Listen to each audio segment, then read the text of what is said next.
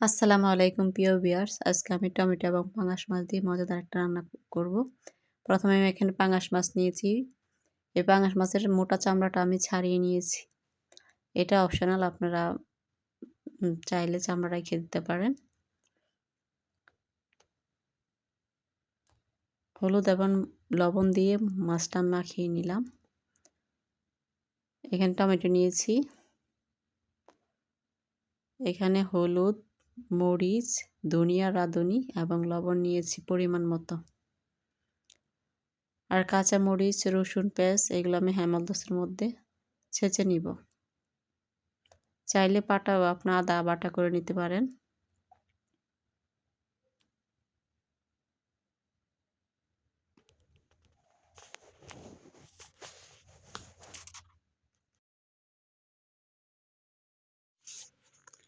চুলায় একটা কড়াই বসিয়ে দিয়েছি। কড়াইটা গরম হয়ে এসেছে। এখন আমি এখানে তেল দিয়ে দিব। তেলটা আমি একটু ছড়িয়ে নিব।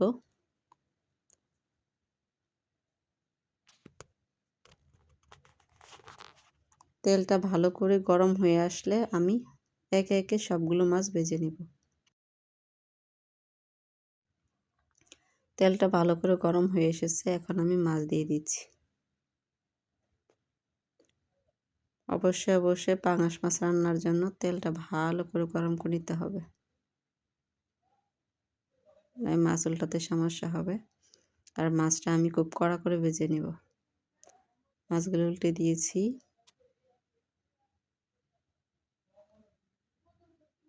মাছগুলো ভাজা শেষ।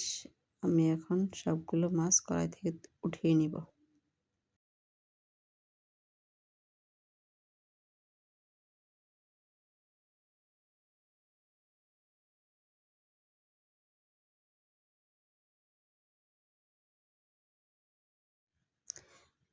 এই কড়ার মধ্যে আমি টমেটোগুলো ভেজে নিব।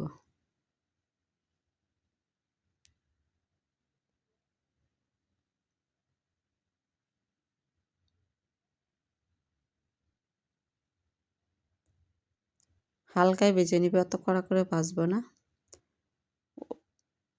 টমেটোগুলো উল্টে দিচ্ছি।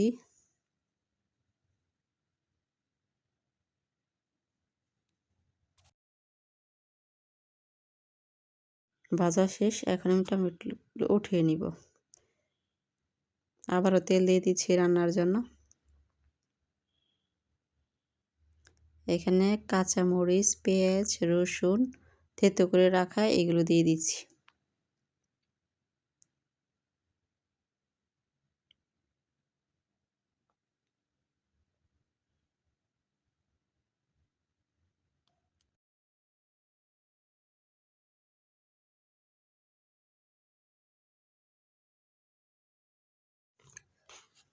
আমার মরিচ, পেঁয়াজ, কাঁচা মরিচ, আদা ভাজা হয়ে গেছে। এখন আমি এর মধ্যে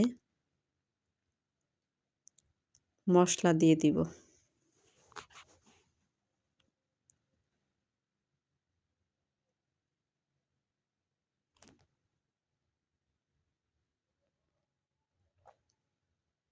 তার সাথে সামান্য পানি দিয়ে দিচ্ছি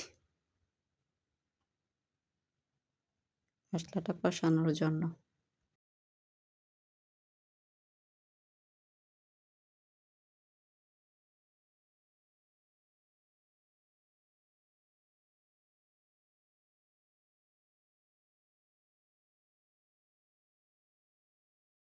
মশলা কষানো শেষ। এ পর্যায়ে আমি টমেটো দিয়ে দিচ্ছি।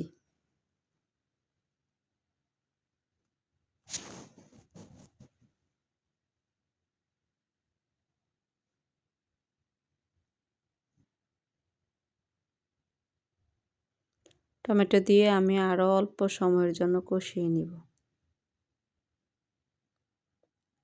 ঢেকে দিচ্ছি।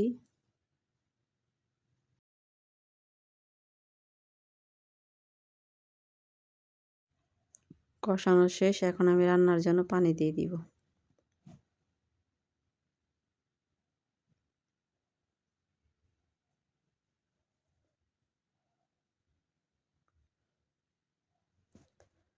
আমি এই ঝোলটা বেশি ভারীও করব না, পাতলাও করব না, মিডিয়াম রাখবো। এখন আপনারা চাইলে এটা পাতলা ঝোলও করতে পারেন, ঘন ঝোলও করতে পারেন। ঘন ঝোল দিলে বেশি পানি দিতে হবে না।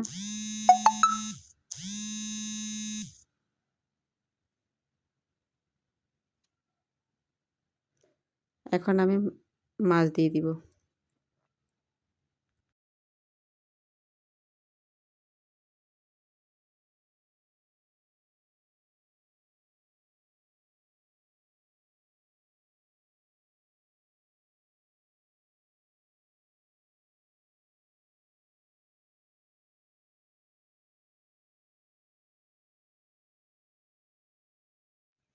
চুলা থেকে নামিয়ে নিয়েছি।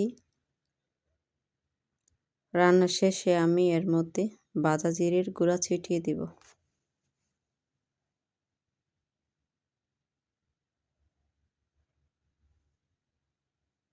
সম্মানিত ভিউয়ার্স, আমার রান্নাটা কেমন হয়েছে আপনারা কমেন্টে জানাবেন এবং ভালো লাগলে চ্যানেলটা সাবস্ক্রাইব করে দিবেন।